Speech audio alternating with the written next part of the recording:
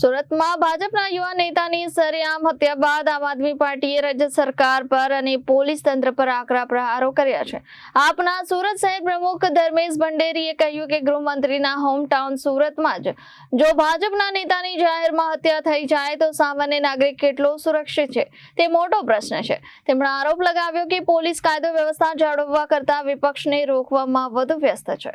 સુરતમાં ભાજપના યુવા નેતાની થયેલી હત્યા બાદ રાજકીય માહોલ ગરમાયો છે। આમ આદમી પાર્ટીના સુરત શહેર પ્રમુખ ધર્મેશ ભંડેરીએ નિવેદન આપતા કહ્યું કે શહેરમાં ગુનેગારોએ હવે પોલીસનો કોઈ ડર રહ્યો નથી।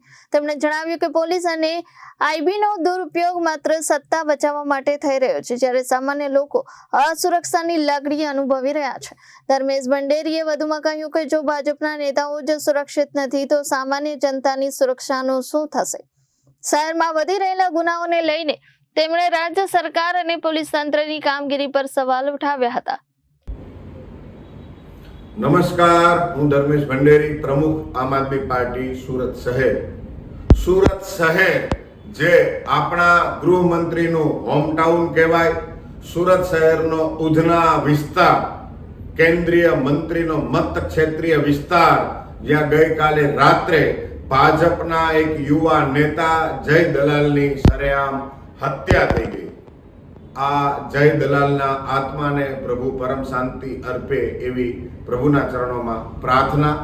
પણ વાત એ છે કે જ્યાં ભાજપના કાર્યકર્તાની, ભાજપના નેતાની સરેઆમ હત્યા થઈ જતી હોય તો સામાન્ય માણસ કેવી પરિસ્થિતિમાં જીવતો હશે એ આપણે સૌ લોકોએ વિચારવું જોઈએ। ગૃહમંત્રીના હોમટાઉનની આ પરિસ્થિતિ, રોજ પેપરનું પાનું ખોલીએ અને એવું બનતું નથી કે સુરતમાં હત્યાનો બનાવ ન બન્યો હોય। પોલીસ અને પોલીસનો ડર આ સુરતમાં ગુનેગારોને કેમ નથી, આ બાબતે આપણે ખૂબ જ ગંભીરતા સાથે વિચારવું જોઈએ। જે પોલીસનું કામ સામાન્ય માણસની સુરક્ષા કરવાનું છે, કાયદો વ્યવસ્થા જાળવવાનું છે, એ પોલીસનો દુરુપયોગ સત્તા પક્ષ વિપક્ષને રોકવા માટે કરે। આઈબી ઇન્ટેલિજન્સ બ્યુરો એનું કામ છે શાંતિપૂર્વક કોઈને ખબર ન પડે એ રીતે આખા શહેરની અથવા સમાજ વ્યવસ્થાની અંદર ક્યાંય પણ કાયદા બાબતમાં અવ્યવસ્થા ન સર્જાય, ક્યાંય કાયદો અવ્યવસ્થા સર્જાતી હોય તો એનું ધ્યાન રાખવાની જવાબદારી આઈબીની છે। પણ આ પોલીસ અને આઈબીને સરકારે પોતાની સત્તા સાચવવા માટે માત્ર દુરુપયોગ કરેલો છે, વિપક્ષને દબાવવા માટે। વિપક્ષ શું કામ કરે છે? વિપક્ષના નેતાઓને દબોચવાનું કામ પોલીસને જ્યારે પ્રાથમિકતા સાથે આપવામાં આવે છે ત્યારે કાયદો વ્યવસ્થા કથળેલો બને છે। અને એનું ઉદાહરણ છે ઉધના વિસ્તારની અંદર ભાજપના એક કાર્યકર્તાની હત્યા। સુરતમાં ગુનેગારો છાપટા થયા છે। ગુનેગારોમાં પોલીસનો કોઈ ડર નથી રહ્યો।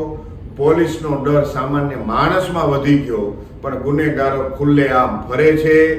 ગુનેગારોએ ગુનાને વધારે અંજામ આપવો હોય એટલે ક્યાંક એવું પણ બને છે કે સત્તા પક્ષ સાથે જોડાઈ જાય છે અને આ સામાન્ય માણસ પોતે અસુરક્ષા અનુભવે છે। આપણે સૌ લોકોએ વિચારવું જોઈએ કે આ સુરત શહેર, આવું શહેર કોણે બનાવ્યું? કાયદા વ્યવસ્થાના ધજાગરા કોણ ઉડાવી રહ્યું છે?